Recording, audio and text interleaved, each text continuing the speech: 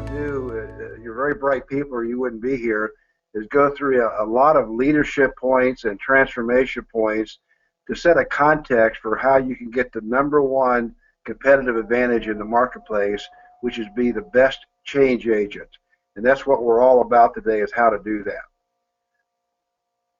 The issue is that the other Darwin was Andrew Wallace, actually more widely published, but was not the social class of Charles Darwin, so he didn't get the publicity. But he talks about variants fitted to their circumstances survive by transformation. And that's what we're about here to do, strategic transformation. Out of that transformation process, you're going to see the strategies evolve that are winning in the marketplace. The goal is to put your competitors on their heels, because if you have the best program for giving value and harnessing inevitable change, you're going to be able to set criteria they can't match. You're going to be able to start political and business fires figuratively in their company and have them reaction mode all the time. So the biggest competitive weapon you can have is change excellence and leadership excellence, and we're going to talk about those principles today. So the issue is all about how do we transform. And I've written an ebook on this coming out of my Master of Primordial Leadership on how to do transformation and how to harness change for you. You want to truly lead your organization to transform and transcend. Your job is to be different, better, and more valuable in the marketplace. But you must get out of the boxes better than your competitors. That's what this is all about. These are the principles in my book, Primordial Leadership. It talks about how you can use neuroscience and sociobiology, what to do using those forces, and how to do it. The key is to put you in this position where you're ahead and everyone's responding and running behind you, because your job is shareholder value by winning in the marketplace. So we're going to talk about how to do that today. A key issue here is this very simple graphic. I'm an economist by undergraduate, so I like graphs. You want to be unique and valuable uniquely. You want to be in that upper right quadrant in every marketplace, in every solution type, etc. You want to have the best vision. You want to, which is outside the box variant. You want to set new standards, new views. Best leverage inevitable change. Change is the only constant. Give the best value. We're talking about the importance of being a giver later. Have the best plan. You want to have a goals versus process priority. It's amazing how many people are focused on processes. Processes are a means to an end. In the perfect world, you get your goals with no processes. Of course, that's not possible, but that's a perfect nirvana. Processes are where the costs are. Goals are where the rewards are. So I'm always about goals versus processes. Let's do what others are not willing or able to do. That comes from Jeff Olson's The Slight Edge. And also, the primal drives in your target prospects and your customers and your employees and so forth, drive them to do what is best for them. So what you've got to do is really harness those primal drives. We're not going to jump into those deeply today. In a future webinar on primordial marketing and sales, we will go into those in great depth, how to really have a much stronger value proposition, messaging, go-to-market plan, and so forth. The why of leadership. This is very, very important. The Rand Corporation noted that the quality of the strategy is more important to business success than tactical execution. That's the reverse of what people think. Most people think about executing well is the key. It is a secondary issue. If you've got a good plan, well executed, you can't be beat. If you have a good plan, partially executed, you'll probably do all right. If you have a bad plan, well executed, you're going to probably be changed out as a CEO because you're not making goals. So this is the focus. Variance means change. Change is outside the comfort box. One of the key differentiators is who can have more comfort with change versus your competitors. You will win. Very importantly, Sun Tzu, Art of War. The battle is won or lost before the first clash of steel. Critical statement. The strategy is really what it's all about. Two quotes, and then we'll do a third one from Drucker. Managers do things right. Leaders do the right things. That's a very, very important difference. And then also do the right things first, then do things right. be effective before you're efficient. The effective executive achieves results. He talks about their fat ones, skinny ones, male, female, old, young. All those don't count. The effective executive is the one that achieves results. And that results for almost all companies is shareholder value growth and monetization. You have to have the liquidity out there, whether you're a private company trying to get exit or IPO'd, or if you're a public company wanting to improve shareholder price, do secondary offerings, do private investment in public entities, pipes, etc. Your job is to increase shareholder value and have it monetized. The leadership bridge to results is a very important concept. It takes all of vision, values, primal drives. And all three have to exist and be interactive and inter-reinforcing with each other. Envisioning is critical. It sets the fit potential. How do you fit with the needs out there, especially over time? Covey says only 1% of people are spatial, right brain envisioning. I think it's a larger percent than that, but envisioning is very, very critical. Even a negative person with a great vision will have great followers. There are a lot of reports about how negative Steve Jobs was in his style, but he had such vision that people would line up to follow him. So vision is very, very critical.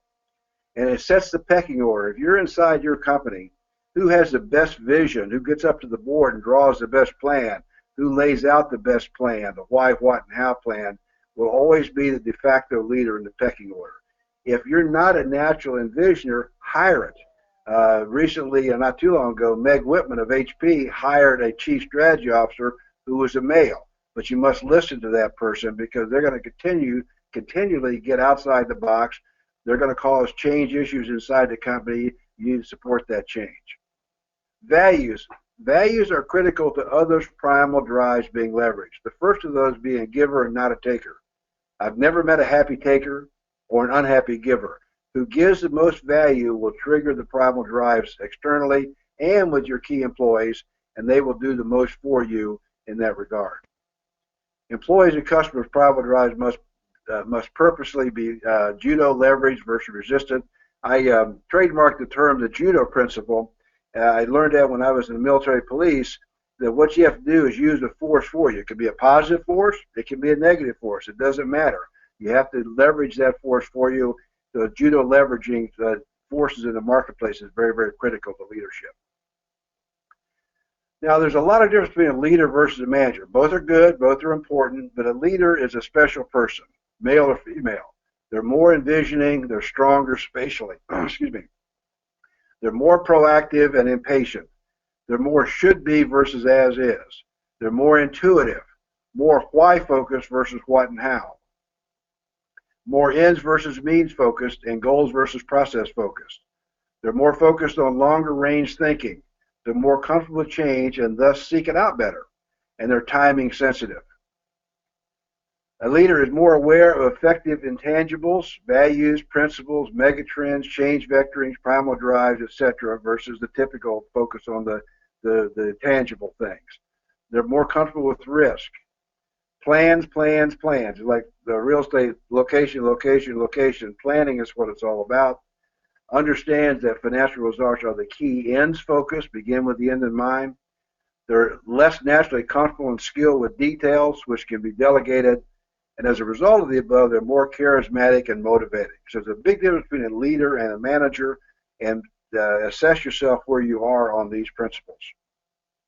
Now, are you a transformational leader? Where are you on the simultaneous tight and loose properties? This was a concept I learned at Virginia Tech, the MBA program, that you need to be both. And avoid the tyranny of the either or, as Jim Collins says in Good to Great. Most competitors are down here. They're just naturally focused on the comfort zone of executing what they have, executing it well. That's the normal thing. It's understood, it's known, it's formalized, etc., and they just move forward. It's kind of the as is. What you want to do is be up here, both tight execution, but also should be. And that's a constantly changing dynamic that you need to manage. You need to be both loose and change-oriented and tight executing once you set a plan. Leaders do the right things, then do things right. Now, the key is your brain, and we go into this in the primordial leadership, has three levels. It's the reptilian brain, the limbic brain, and the neocortex brain. This is the combination of the limbic and reptile brain you're seeing here. And how do you harness those is critical. You need to reverse your limbic system, R or reptilian complex nature versus competitors. Seek change proactively. Most don't. Seek the hard way versus the easy way in planning. The hard way is actually the easy way. The easy way is actually the hard way. So what you want to do is you got this reptilian brain there. You want to control it. You want to be a variant fitted to their circumstance. You want to judo leverage different forces for you in that regard and do it very, very proactively. Spatial envisioning is the key. Now here's a graphic. You notice it's divisions and dimensions. You want to make sure you can think spatially. Vision is the art of seeing what is invisible to others, Jonathan Swift. The most pathetic person in the world is someone who has sight but has no vision. Now that's a little harsh, but she had the right to be harsh given what she overcame. You can't hit him if you can't see him, Yogi, one of his many great statements. And as Covey tells us, begin with the end in mind. You have to have a vision of where you want to go before you go there. And that's very, very critical. It's amazing how much energy that will give you when you have that conviction of, I know where to go and how to go there. Timing is also critical. All of us have to be reactive to events, and the faster the better. No one can forecast everything. The active leader sees what is coming and prepares for it, leverages it. The proactive leader determines what is coming and has all react to it, him, her, a true A-player leader. You always want to put them back on their heels because you're setting new criteria all the time in the marketplace to which people have to react. It redefines the box, basically, is what you're doing. Envisioning is needed, spatial cognition and planning processes. Per Rand again, the quality strategy is the most important thing. Also Sun Tzu, let's win before that first clash of steel. Strategic liquidity value prepositioning is important. You want to have, whether you're public and you want to have more shareholder value, you might want to do a secondary, you might want to do a PIPE, or if you're private, you want to get an exit or to an IPO. There are 7 bases for an organization to have value. The number one by far is be a de facto leader in your segments, have market share. This gets the buyer high switching cost-based future revenue safety because customers stay with who they bought. The buyer's products can be sold into it for more revenues. There's thought leadership, safety, and growth, and being high on the radar, the buzz radar, having industry profile is important for the company to get the value it wants. Strong value chain of partners. It's amazing how important it is to have people out there marketing your products, supplying you, etc. And that value chain is important because, again, there's a lot of safety in the future built into that, and also the buyer's products can be sold through those channels. Rapid revenues growth rates, rapid EBITDA growth rates. There's a concept called net present value. A buyer or a Wall Street analyst will project the present value of future revenues and or earnings, and they will assign the price earnings multiple of that or the private equity multiple of that. So having those strong as a result of the above is very, very critical also. And again, if you do the first two, those number 3 and 4 are much easier to do. Domain expertise is thought leadership. That is very valuable. Technology advantages, having architecture control, as Jeff Moore calls. Do you have the best IP out there that can be improved over time? And of course, the best is a combination of the above. So that's how you, whether you're public or private, you get more shareholder value. It's pretty simple, pretty straightforward, but those are the things you have to do as a transformational leader. Now, there's this exit success checklist you can get through ELI. I think it's got about 40 points in it that lets you do a self-assessment of where you are on your exit plan. The change is the only constant. Isaac Asimov, one of the greatest science fiction writers, and there are many others who have said the same thing. Per Toffler in Future Shock, which is, 1976, there's more change in each generation than all the ones before it. That's an amazing. He cited 635 generations when the book was first published. And that is true every generation. Per Darwin, who best adapts, changes, wins. Per Tom Peters, In Search of Excellence author, Thriving on Chaos, and many other books, excellent firms don't believe in excellence, only in constant improvement and constant change. Per Gretzky, skate to where the puck will be. It's a great metaphor, and I was a football player, and I didn't have a lot of attributes, but I had great anticipation where the play was always going to be, and so I would be there at the right place at the right time. Now, change, there are many forces, but I've organized that there are 4 key ones that you have to pay attention to. What's the competition doing? What laws are coming that are going to change your business, provide opportunities, new government regulations, etc. What technology changes are coming? How do we best leverage those? How do we, then also, what are the economic cycles ahead of us? We're going to have recession, booms, etc.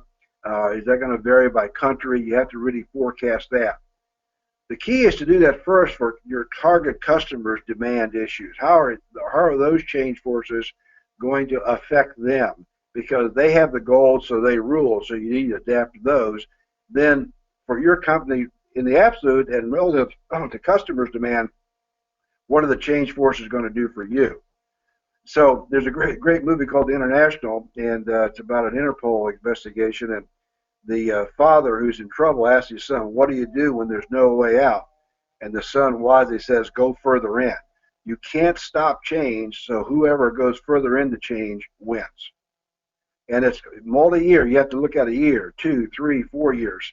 Some companies say they look out 10 or 50 years. I think that's too long, but that's okay. But you need to look out there and forecast those changes.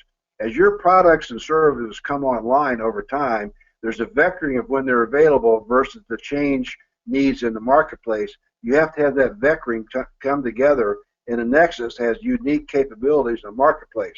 So you need to forecast that change related to when you're coming to market so that it works for you.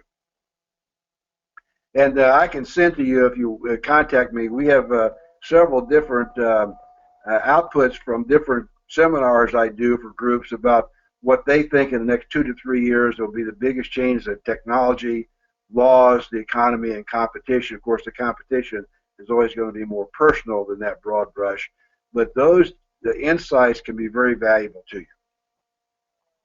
The keys to strategic transformation: avoid the tyranny of the either or. Do both actions. And there's that one again, be different and valuable. First of all, step 1, an outside focus first. All positioning is competitively oriented. There's a great strategy book called Mind of the Strategist by Kenichi Omai, who ran Japan's McKinsey operation. It's both absolute value, relative value, and must support shareholder value growth and monetization end goals. The golden rule: they out there have the goals, so they rule. Give to them. Their primal drive needs control all. We'll go into that a little bit today. They are continually affected by change forces that present out-of-the-box opportunities to which others will have to react. Market segmentation targeting is key for key criteria. You know, I'll use the walleye analogy. If you fish for walleye, they're in 5% of the water, and you have to find that. If you do your segmentation and targeting correctly, you're going to be right on with your rifle approach versus shotgun, have much higher results. And unique value must be provided together. That's where effectiveness is. Secondly, then once you get a good outside-in strategy, then you do an inside-out focus. All operations are to support the external strategy. Align the inside to the outside. Organize well. Tom Peters calls it a gotta-do organization. You don't want to have many layers. You don't have the people's personal self-interest on the line for success versus them being protected by broad programs. Then work the organization. You have to cascade your goals deep into the organization. That aligns inside primal drives to outside ones, deep into the organization. Align rewards to goals and develop skills and programs. Change seeking versus change resistance culture is needed. There's an ebook I have on how to go past the typical change resistant culture into a change seeking culture. Your competitors will not. When you do, when you have your employees understand, hey, you employees are competing against other employees, let's beat those guys and gals. It gets them charged up to seek change, among many other things you need to do. so that they will be helpful and give you ideas, accept the changes. There'll be reorganization, say people get promoted, not promoted. But when people are turned on to the greater good of that change versus the alternative, they will line up to seek that change. Have leader versus manager attributes as an important factor, but doing things right is critical as well. A good plan needs to be executed well also, which is the tight factor. Both effectiveness and efficiency must exist, effectiveness first. And again, the planning hierarchy, we're going to get to in a few minutes, we'll explain that. If we step back, I think it was Tom Watts said that nothing happens without a sale. So what you're trying to do out of this process has the typical sales funnel of A switched into the type B. And there are 4 differences there. First of all, it's a much broader at the top. You're doing a much better job of engaging people to be leads and prospects because of the quality of your value positioning, your messaging, etc. Secondly, is you want to have a much higher percent of wins at the bottom, again, through your value positioning. You want to have the speed of the length of the lines much faster. Sales costs are very real based on time. Faster sales are better than later sales. And finally, the 4th is the thickness of the line. It allows you to have more value pricing in your sales model. So this is a very important concept. When I consult with people, we go back and figure out what we're going to do to have this result happen, because that's how you lead to more sales, more market share. Now, you have to understand that there are very few home runs today. You want to say, okay, if we extrapolate what we're doing now, initiative A, but we want that top X up there, the target results in year Y, there's a gap. How do we close that gap? You do it by leveraging initiatives. Initiative A leverages into Initiative B, into Initiative C, Initiative D, and so forth. And suddenly you have an accumulation of results that leverage each other that get you to close that gap. Strategic, synergistic, leveraging initiatives are needed. You need to forecast and harness change over time. Extend niche leadership focus. Jeff Moore, in that great classic Crossing the Chasm, talks about if you're thematic and going horizontally across markets, you have to have very, very deep pockets. He says be niche focused, where you have what's called autonomic word of mouth, where people talk about you without you marketing.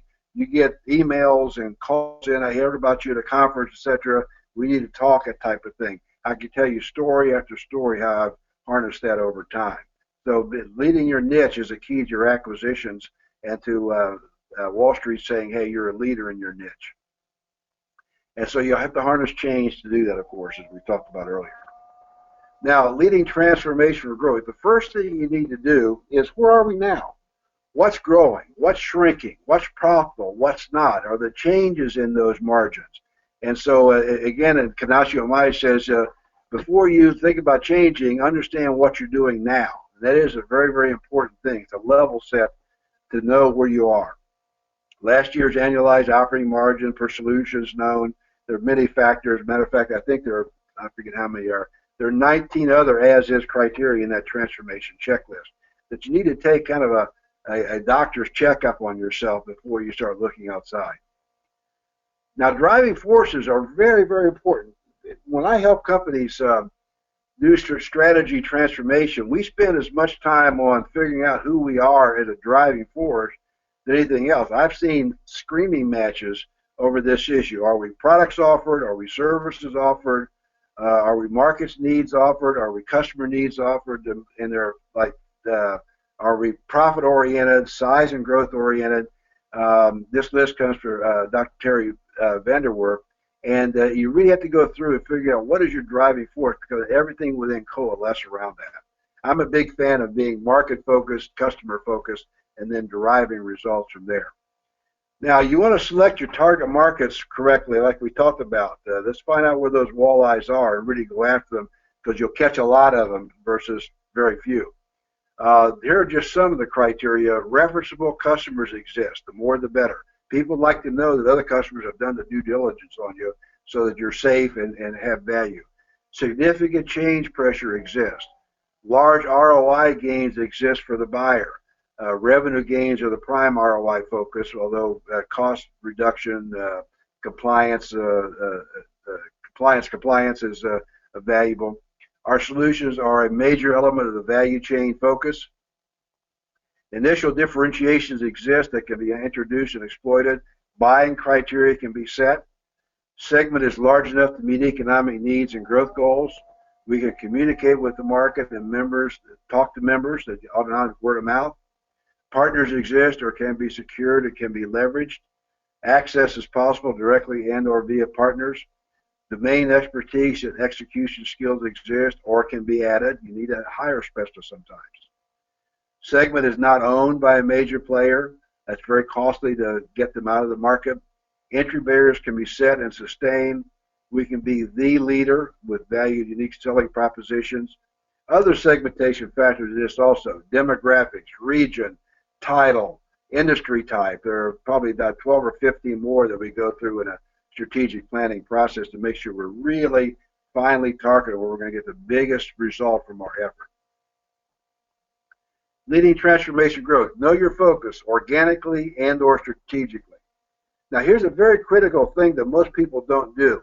There are really 4 solution positioning options.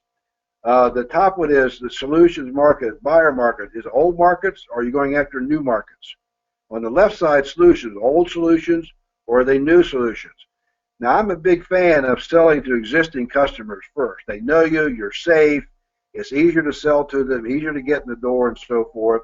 You might want to penetrate that by more intense selling in that, other divisions of a company and so forth.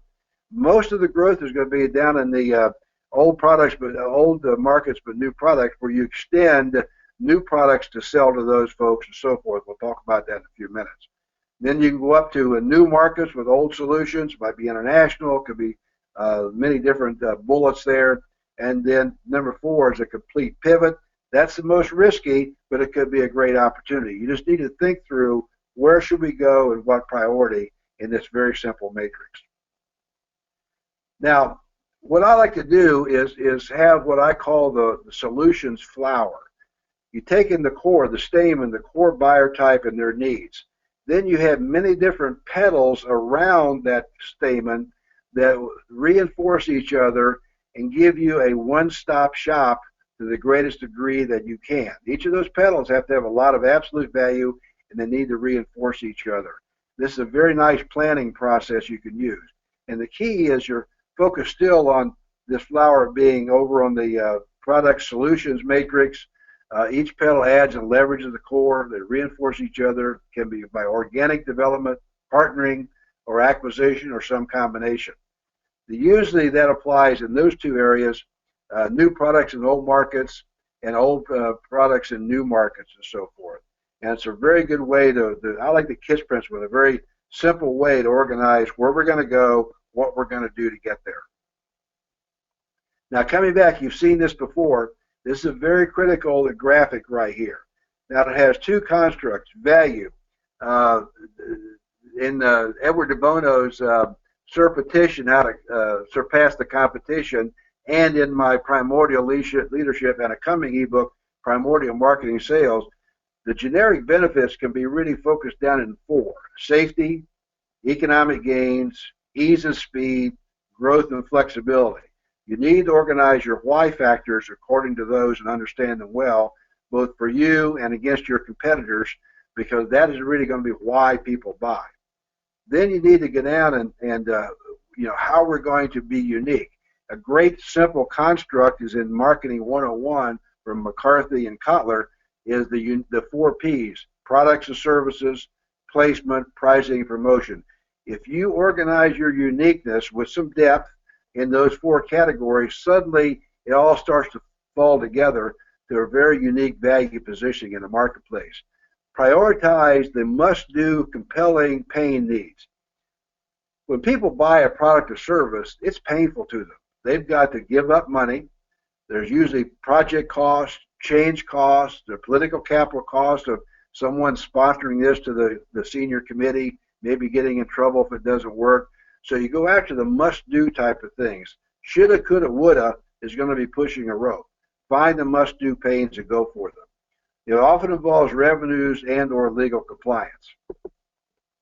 Now, what you have to do is make sure that you do this by different markets and by different competitors. We're going to talk about that more in a second. Position against something they already know. There's a great book by Trout and Rifkin called Positioning. That's one of his central messages. Don't try to create a new space in customers' mind, because they don't like to do that. Position against something they already know. We're better. It's new. We go beyond.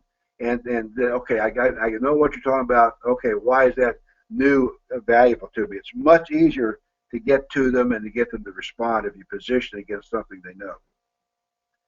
Now, here's a key thing: by target market and by each competitor, set up these tables. The 4 P's elements on the left side that you're going to compete on, basically as unique, and then each column then is the different psychographic factors of what safety you provide, economic gains, ease of speed, flexibility, and growth. What I do is I also take my competitors and we will assess where they're strong and weak in those same criteria. So when my sales force goes out there to sell against those people, they already have the quote-unquote knockoff list ready to go. I never have them knock the competitor. They just say, here's how we're better. They're good, we're better in these ways, because we really clearly understand. And people appreciate that approach to it. This table is very simple to put together, but often it's not done nearly well enough. Now, the key is you've got to cascade your outside into the organization. That's called organizational effectiveness. Organize the work, then work the organization.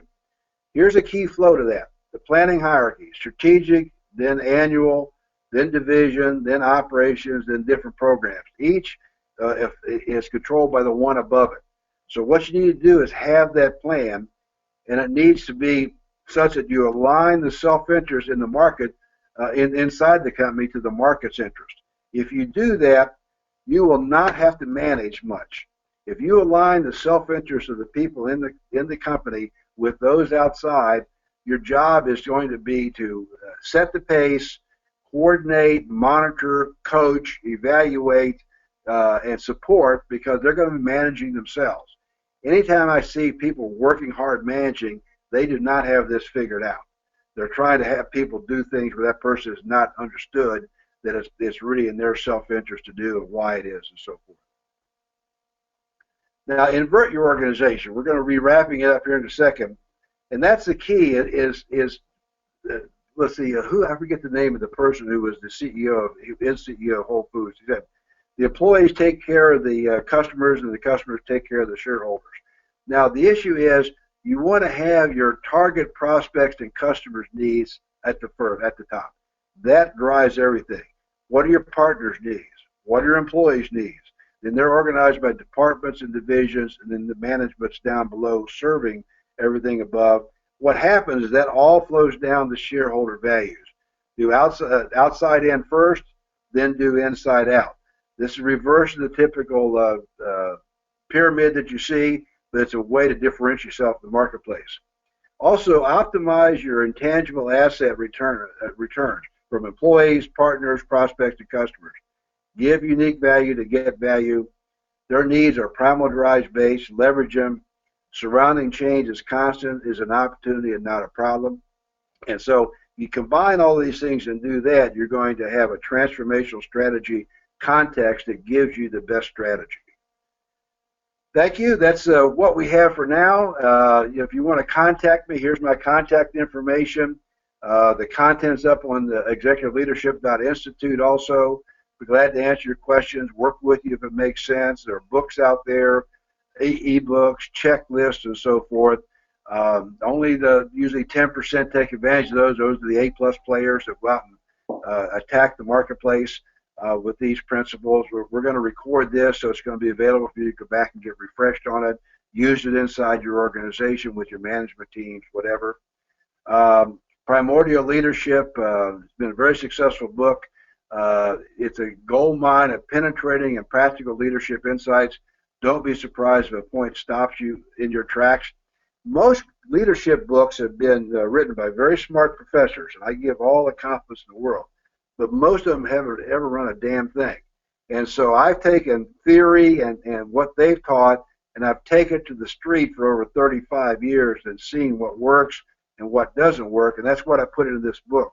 Why people do what they do, including for neuroscience findings and social biology, what to do to be a great leader, and then how to do it. Buyers of the book, by the way, get 45 downloadable tools to use on the how side, because again, if you don't execute it, it's not going to work very well. So there you are, getting from here to there, creating out-of-the-box business value. The key is to transform and be a variant fitted to your circumstances, because that's where you're going to survive and prosper. With that, I'll turn it back to Dr. Cambyse and answer any questions. All right. Thank you very much, Larry. That was very insightful. Thank you very much. We got 3 questions. The first question is, what are the 3 best ways to differentiate from your competitors? Okay. First of all, being the best giver of value. Most people sometimes unknowingly come out from a take side. What's good for me? If you can figure out how to reverse that and be a best giver, everything will take care of itself. Now, Covey, in chapter 1 of 7 Habits of Highly Effective People, talks about maturity as a balance of consideration, giving to others, or encourage, taking care of yourself. So you have to be in balance. But a give-to-give philosophy as a starting point is a very smart way to differentiate, because you're going to give more value than your competitors do. The second thing is have change-based strategic planning processes. Most people just extrapolate the as-is with a few fine-tunings. So they get out of sync in the marketplace. If you're best managing these transformational strategy processes, you're going to see changes ahead of time. You're going to position the leverage ahead of time. You're going to set buying criteria they can't meet. They're going to be on their heels. They'll be fighting fires all the time. The last thing is change. The normal thing is change is resistant inside a company. So what you need to do as a leader is make sure that you figure out ways to get your company the best change-seeking company versus your competitors. If you do those 3 things, you will win. Okay, thank you. And the second question is, how do you get your organization to seek change versus resisting it? Well, it has many components. It's in that ebook, etc. It all starts from the top. The CEO needs to be the #1 change agent in the company, first of all, not just in words, but in fact. Then there are a lot of things that you do to have people embrace change. A couple of those are that you continually talk about change in the marketplace. You continually talk about what competitors are doing. You're continually talking about principles of organizational success. Educate them on the principles of an organization. Then you need to lay out a change plan of why that's important to them, how it tweaks their safety, how it tweaks their self-interest, how it's going to make things easier. And at the end of the day, people will accept any change if the alternative is worse. So without being negative, you say, if we don't change, this is what's going to happen. That isn't good. So let's go ahead and embrace these changes, get it down into the organization. Another thing to do, too, is to do a simple change first and see it win and give it high profile where everyone says, okay, maybe this does work. Maybe this does make sense. They can do a bigger project and go from there. So you can evolve that through top-down leadership to be a change-seeking company if you follow the principles in that ebook. Good. Thank you very much. And the last question, how do you best forecast change? Well, first of all, you have to set up a purposeful process to do that. There are lots of things that you do out there in the marketplace. First of all, to get, we used to call it G2 in the military, intelligence back through your salespeople, through your service people, through your partners, and so forth, and constantly set up process to get that feedback from them and reward the ones that give you that feedback. This is an intelligence operation. It's human intelligence. Get that feedback. I always set up very proactive programs that people get rewarded if they give us the most feedback on what customers are doing, what prospects are doing, what competitors are doing, other change factors in the marketplace. Then sit down and get off site and hire a change person or follow a process in that change management checklist that you go through and you forecast technology changes over the next 1, 2, 3 years, and or you use some of the things we've already done. Secondly, is what you do is you look at what do you think your competitors are going to do today and tomorrow? What economic factors are coming at us, good or bad? Is the Fed going to increase rates and make investment more expensive or not? And what are the economic and what are the laws that are coming? You know, the Affordable Care Act, if you're in healthcare, many other laws affect what you're doing. What are these going to do? Then what you need to do is once you define those, how do you make those forces work for you? Judo leverage them. There's always an answer. Even if it looks negative, you can figure out how to make a silk purse out of a sow's ear if you think about it. So forecast the changes, get the inputs, and then figure out how to use those changes for you.